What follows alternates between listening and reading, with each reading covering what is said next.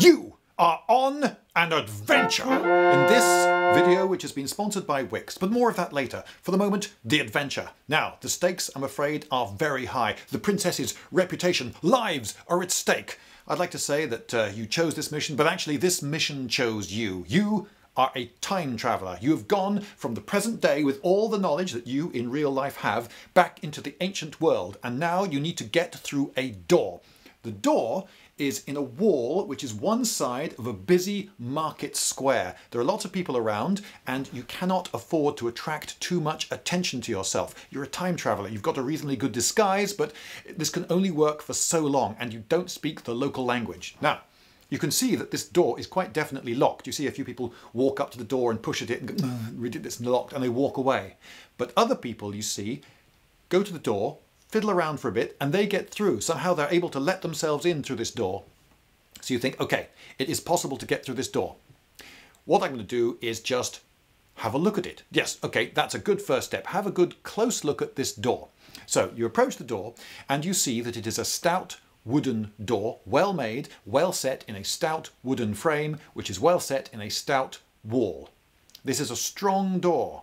You could try hacking it down with an axe, you could try burning it down, but both of those are just going to take ages and make a lot of noise and fuss. You will attract attention, the guard will be called. No, that's no way forward. You could try suddenly smashing it down with one quick hammer blow from a big battering ram.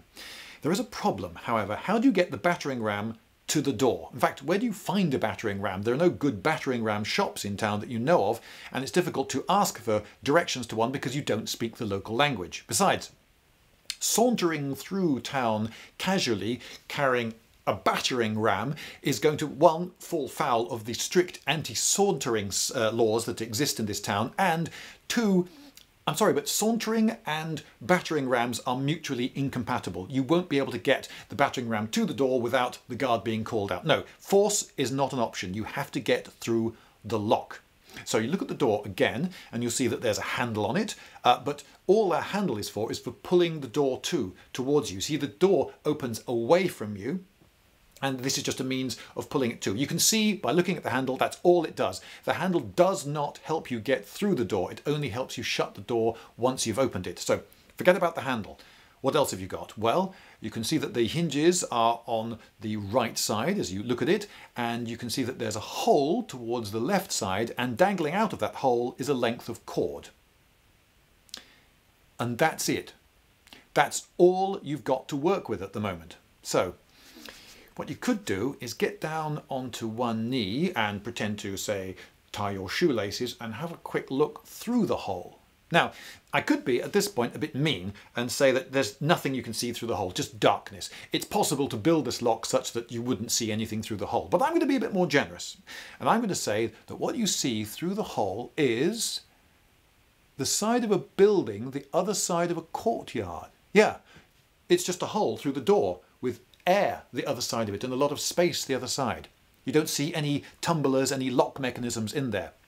Now you are here with your trusty sidekick, Derek, which is pretty handy because, as we all know, Dereks don't run.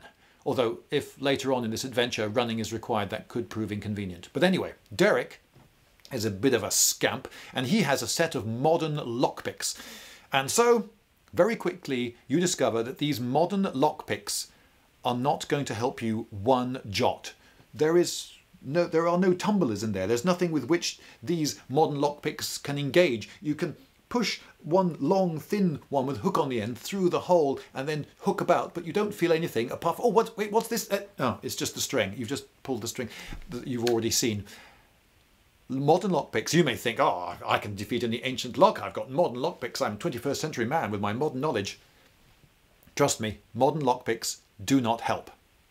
So what can you do further to investigate this door? Well, you could sort of casually lean on the top and then get down to tie your shoelaces again, 5th time this morning, beginning to get a bit suspicious, and whilst pushing at the door with your other foot. And you notice that it gives a bit at the bottom and it gives a bit at the top, but not apparently in the middle. So it seems to you that this door is held shut with a bolt that's somewhere around the height of that hole. Okay, so how do you open this lock then? All you've got to work with is a string. So you could grab the string and pull it really hard. Maybe that's the thing to do. Or maybe you could push the string forwards through the hole, and that's the first thing to do whilst starting to open this lock. Or maybe you could pull the string gently towards you. These are the three possibilities that I'm offering you. Okay, so we come to the first crossroads. It's a pick a path adventure. You have to decide which of these three things you're going to do.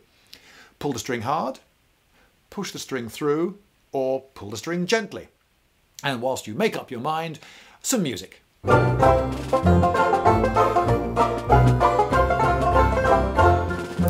Right, well, I have to say that was rather inappropriate music. I won't be using that again.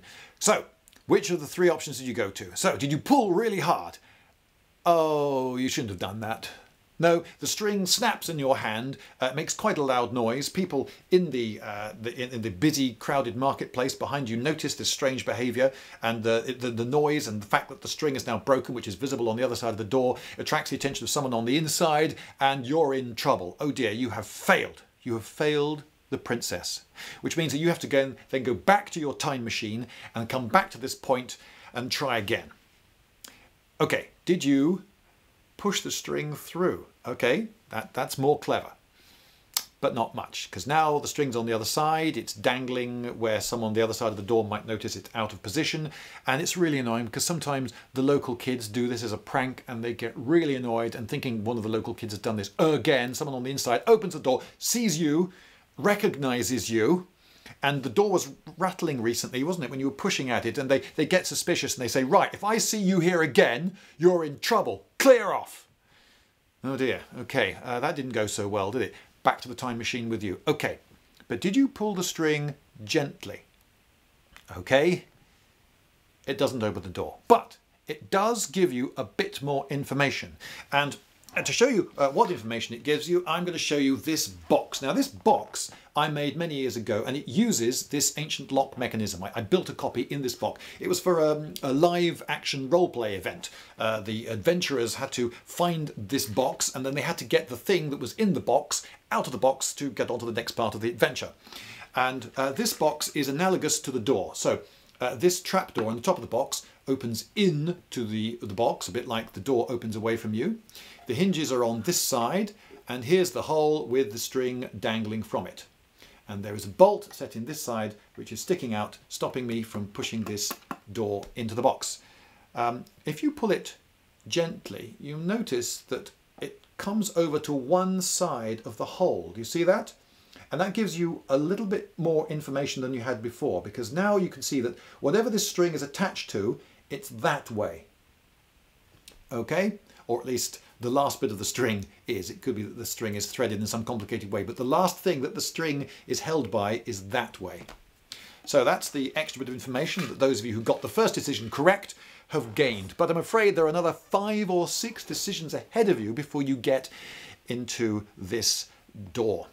Now, you make a few more observations. You find somewhere where you can sit and watch the door for a bit, and you see that there are people who fiddle about for a while with the lock before getting through, and it looks as though they're threading something through a piece of string or onto a piece of string, and after a while you see that someone reaches into a bag and takes something out of the bag, and yes, there's something that these people are carrying, some sort of key that allows them ingress through this door.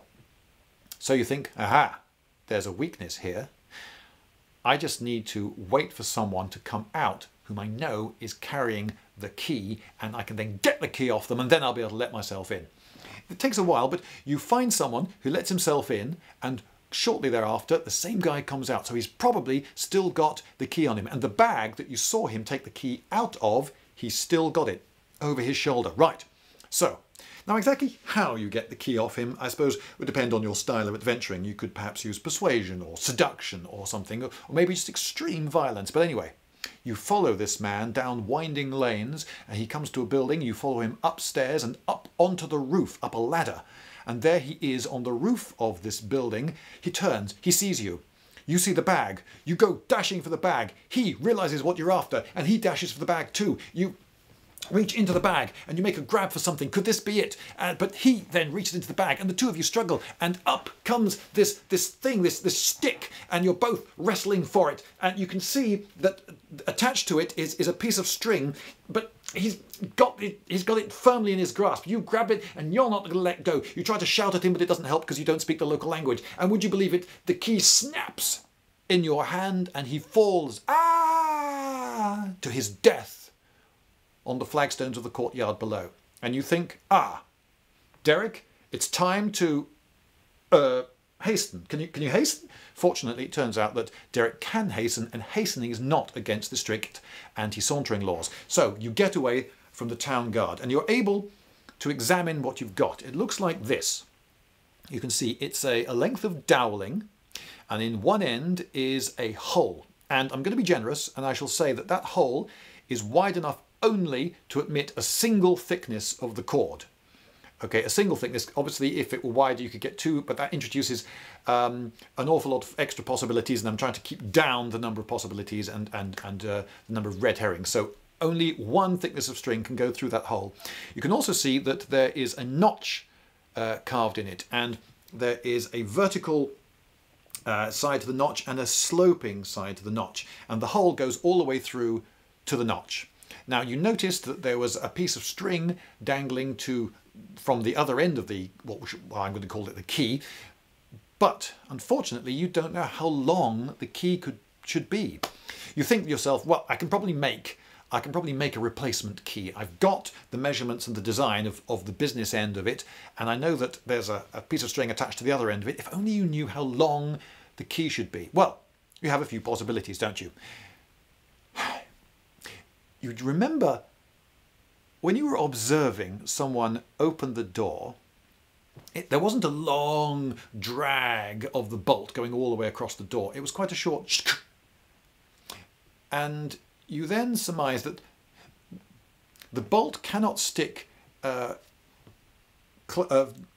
stick into the door further than the distance between the frame and the hole. Presumably it's a little bit shorter, but you don't know how much. Well, you can make a reasonable estimate though. So, should you make the key shorter than the distance between the hole and the end of the bolt? Or should you make it that distance between the hole and the bolt? Or should you make it a bit longer, but not as long as all the way to the frame? Or should you make it the distance of the hole to the frame? Or should you make it a bit longer than the distance of the hole to the frame? Or should you make it a lot longer, maybe twice as long as the distance between the hole and the frame? So, a number of possibilities there. You're going to have to manufacture a replacement key. How long should you make it? You're going to have to come up with a decision. And until then, I think some more dramatic, adventurous music.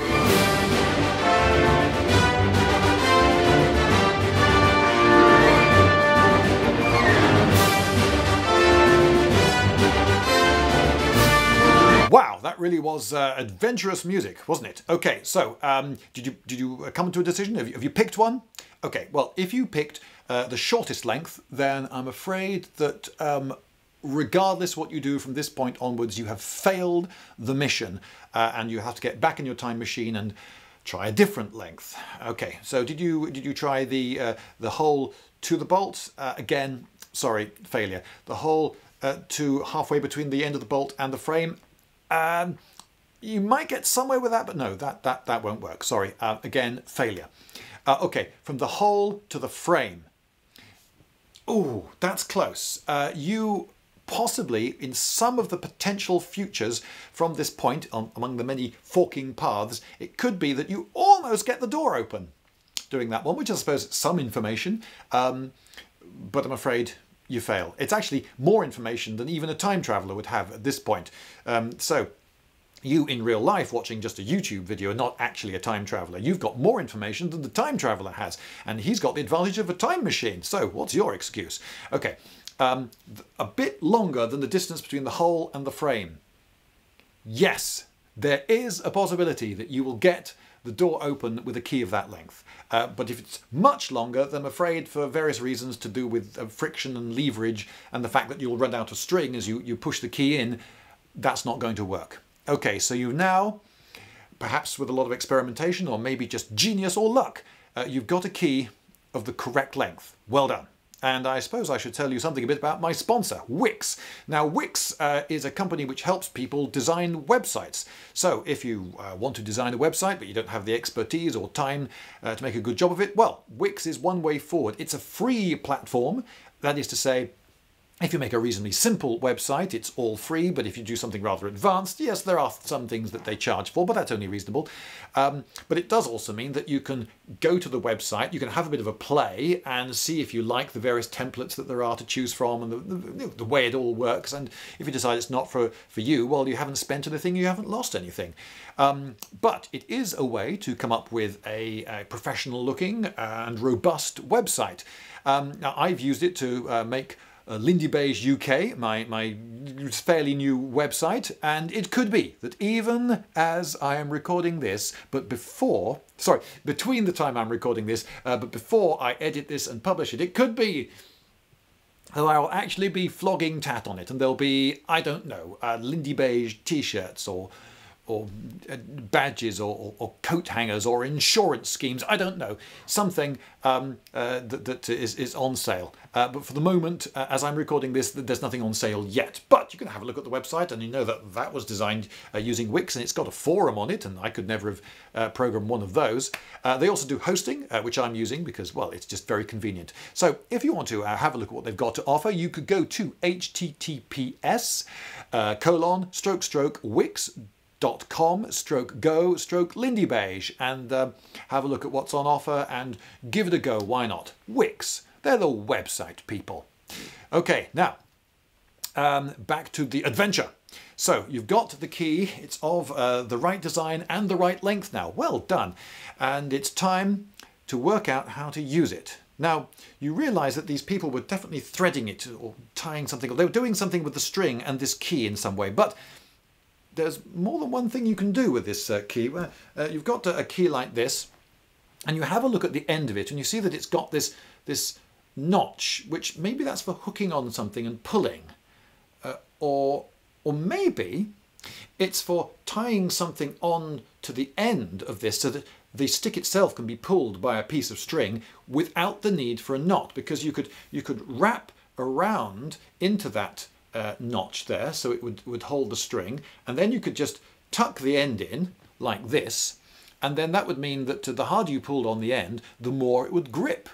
But then, once you'd used the key, you'd gone through the door, and when you're the other side, you wouldn't have to untie a knot. You just pull the string out the end, and the whole thing would just come apart. So it's a very convenient way of attaching a piece of string to the end for pulling it. Or maybe it's for hooking. Or maybe you should just thread some free-running string through it. But there are two ways to do that. So do you think you should fix the string to the end of the key? Or do you think you should thread some free-running string through it from the hole end to the notch end? Or do you think you should go the other way and thread it from the notch to the hole? This is the next thing you're going to have to decide. How do you actually engage the string with this key? Okay, until then, some jazz.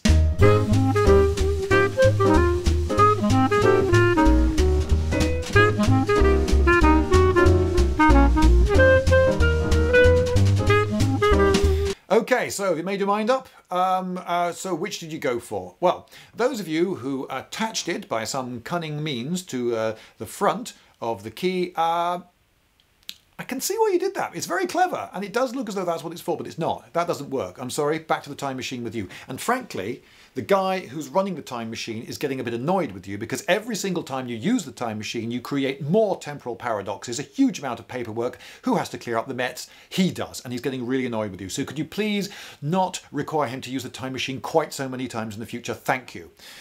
Right, now those of you who went for a free running threading, you were correct. Well done. But which version did you go for? Did you thread it in from the hole to the notch, or the notch to the hole? Well, those of you who went from hole to notch, well done. That is actually the best way to thread this key, and amongst the many still forking paths ahead of you, this one is the one most likely to lead to success. However, if you went from the notch to the hole, I won't say that it's definitely impossible to open the door from there, but I can say with authority that it's unlikely and extremely difficult. And one of my pieces of evidence is that when I used this in the live action roleplay event, the people found the correct key and they threaded it that way round, and it caused them all sorts of problems, and they eventually gave up. And even when I then had to, with my knowledge of how the lock actually worked, open it, I failed to rescue the situation from there, and had to use a cheat way of opening the box. So I'm going to say that no, you have failed too. I'm sorry, time machine. Okay, so now you've got the right key, it's the right length, and you've threaded it correctly. And now what you do, you've got to insert it into the door. But there are two ways of doing this. You've threaded, hang on, there you go. You've threaded this through, and this I shall call the door string. Okay, this is the string which is attached to the door, and then the key string is attached to the key. So you could poke this end of the key into the hole first, or this end of the key into the hole first. You're going to push it in that way, or you're going to push it in that way. So it's just 50-50 if you're just doing it by random guessing. So the door string end or the key string end. Door string end or key string end. Come on, decide. Until then, music.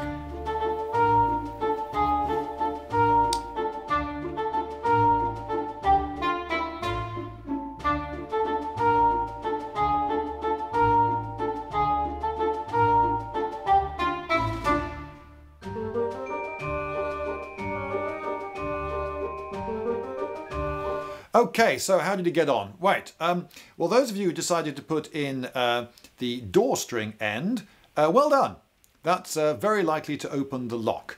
However, those of you who went the other way, I'm sorry, but back to the time machine with you, you're not going to get through the door that way. Guard, get into trouble, you understand the drill. Okay, so those of you who have now got it right, you have threaded the key this way, and you've decided to put the free running key through that way. Would you believe it?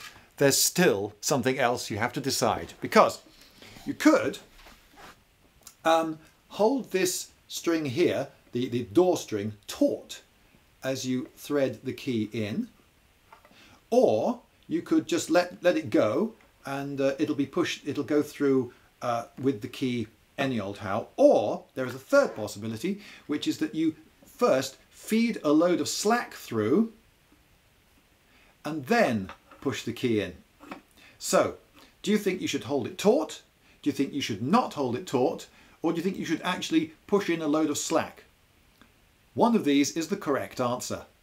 Make your mind up.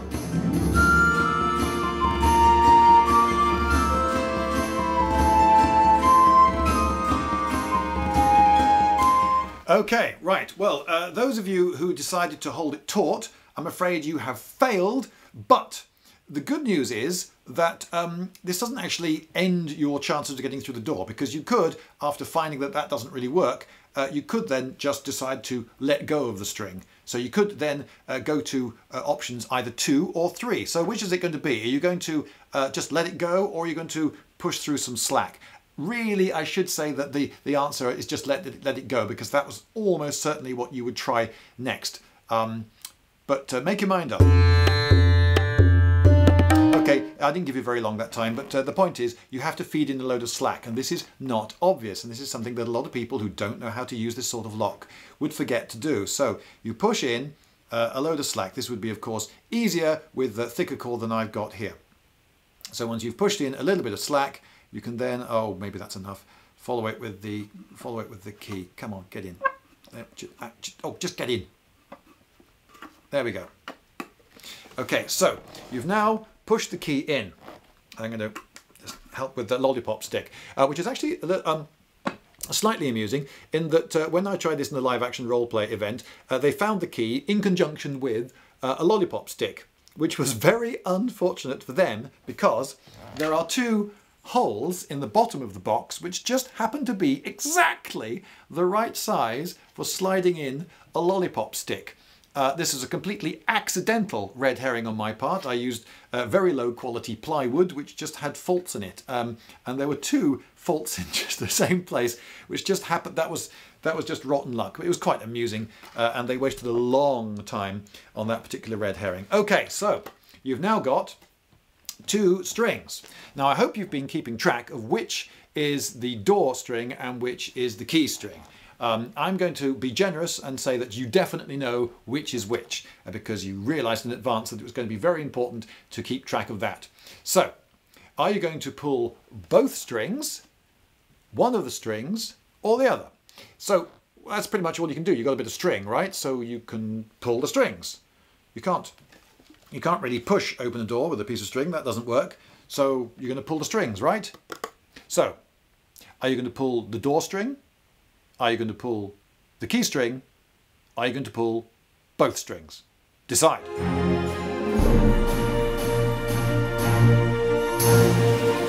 Okay, the results are going to be, I'm afraid, a little disappointing.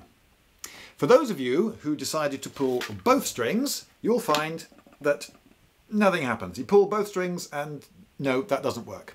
But those of you who decided to pull the door string will find that, oh, it pulled a little bit and then nothing, and no, that doesn't open the door. Okay, those of you, however, who pulled the key string, aha, well done to those of you who pulled the key string.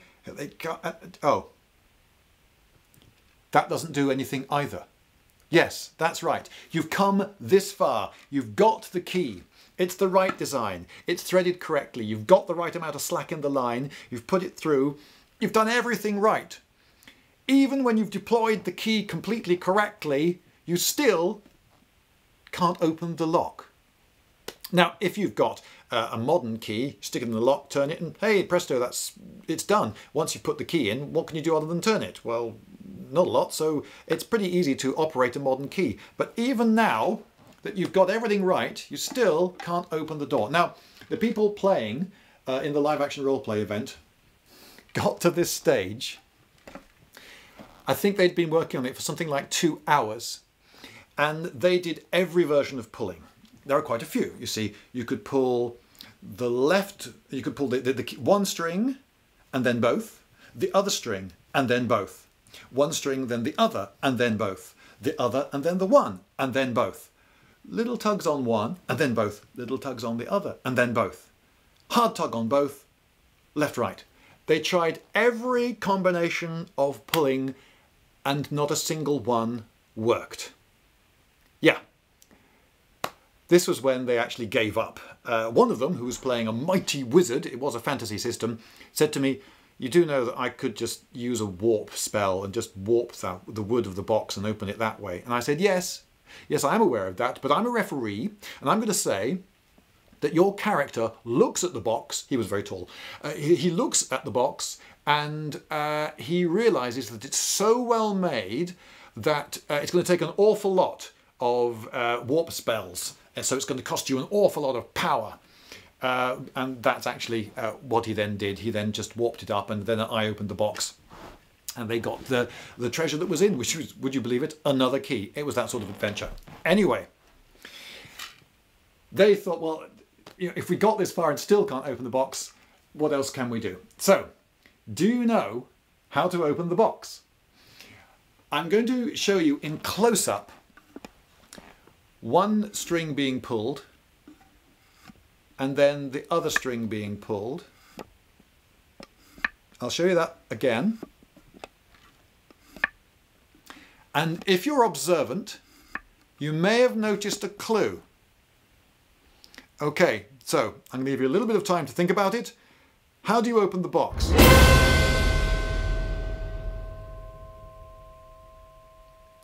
Okay, so the clue was when one string is pulled, the other one, can you see, gets dragged in very slightly. So what you could do is hold that string to stop it being dragged in slightly. So you don't pull one, you don't pull the other, you hold one while pulling the other. I was watching them as they tried this puzzle for the whole 2 hours, and they never tried this. It's not an obvious thing to try. It's not obvious that it would make a huge difference, but it does. So, there are now 4 combinations. Wow! Yes, sorry about that, awful cut I know, but I've just had to use my time machine because I realised after recording the rest of this that I'd actually skipped yet another stage that makes a difference. Because while it is true that you have to hold one string whilst pulling the other, it later occurred to me that actually there are 2 different distinct ways of holding a string whilst you pull the other that make a difference. So now you have to decide, are you going to hold one string firmly so that whilst you pull the other one, this one doesn't move at all? Or are you going to hold it lightly so that the string can move through your fingers, but whilst it does so, it stays taut all the time, never going slack? So those are the 2 options. Either one is completely still whilst the other moves, or both strings are moving, but both under tension. Which is correct? So, are you going to grip the one that you hold firmly or lightly? Decide.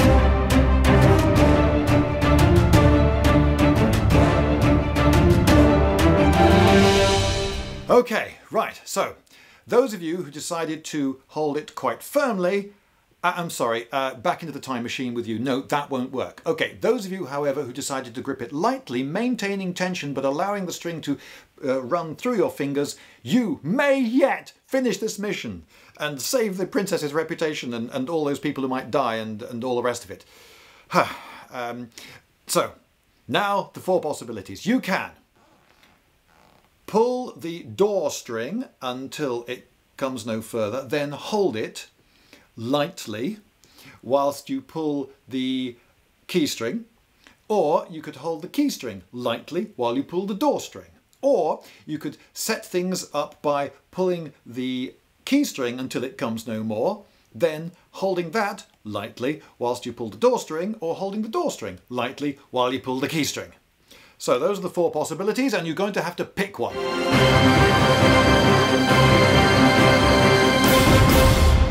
Right, okay, and now the moment of truth, which, I hope this works, will mean that I can open or not open this box. So, I'm going to put it up on my shoulder so that you can see. That's going to make things rather awkward for me, but you need to be able to see. So, this is the combination which should work. I pull the door string like that until it comes no more. Then I hold it lightly while I pull the key string, allowing the door string to run between my fingers. And is this going to work?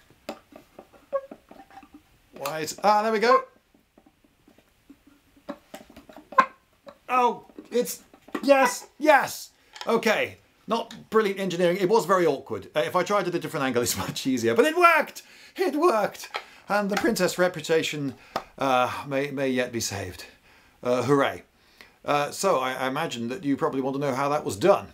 Here's the view from the inside of the door. In case you still hadn't worked it out, the door string is attached to the end of the bolt and is used to pull the bolt to lock the door from the outside.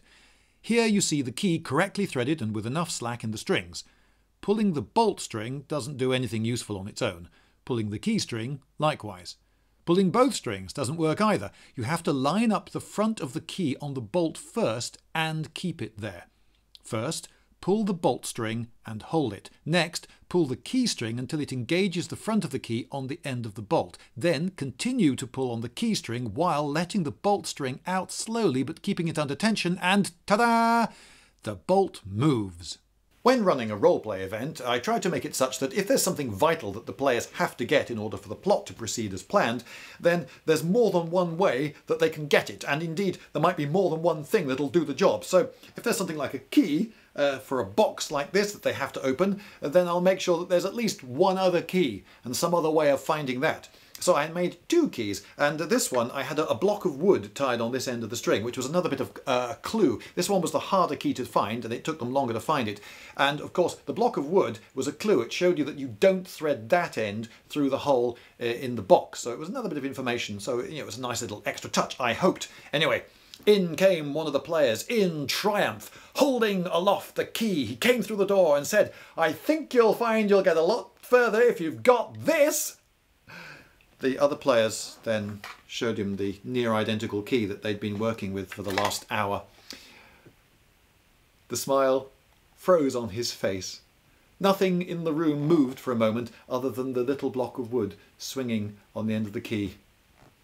He said, "I don't think I've ever seen someone quite so crestfallen and trying so hard to hide the fact and failing so badly.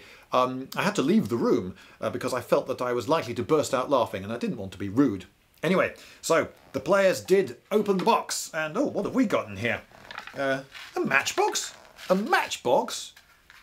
Hey, it's full of diamonds! Brilliant! Right, so here's my box from the outside. There's the bolt that keeps it locked. I've just pushed it out of the way there, and I will use this handy lollipop stick to lever it shut. Now, I need to lock it, so I pull on the bolt string, and now it's locked.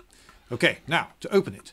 So if I pull on that, the other one moves. If I pull on this one, that's the bolt string. The other one moves slightly. Did you notice? Now, I need them both under tension, and I need to hold the bolt string like that, and then pull on the key string whilst gradually letting the other one out, still under tension, and it works! Nothing else will. So, well done for having come this far through this really quite long video. Gosh, wasn't it long? And I hope you didn't get into too much trouble with the man who runs the time machine, or get killed by the guards at any point, and that now the princess's reputation is intact. She won't have to marry that ghastly chap, and all those lives will be saved, and the world will be a good and happy place, thanks to you. Then again, it could be that things went hideously wrong and it's all your fault. Still, that's adventuring for you. So, an ancient lock. And it just shows you, doesn't it, that you, with your modern ways and knowledge, you may think yourself superior to the ancients, but actually, with a simple lock, I reckon they foxed you. And it could be that even at the very start of this video, you recognised this particular style of lock, and you thought, oh, I know this one, and you thought you'd sit there smugly and get all the questions right. But actually, there were quite a few ways to go wrong, because unless you've actually used one of these locks before, you won't realise all the particular foibles, and you may think, oh yeah, I understand it. Yeah. If you understand it, that's not the same as being able to use it.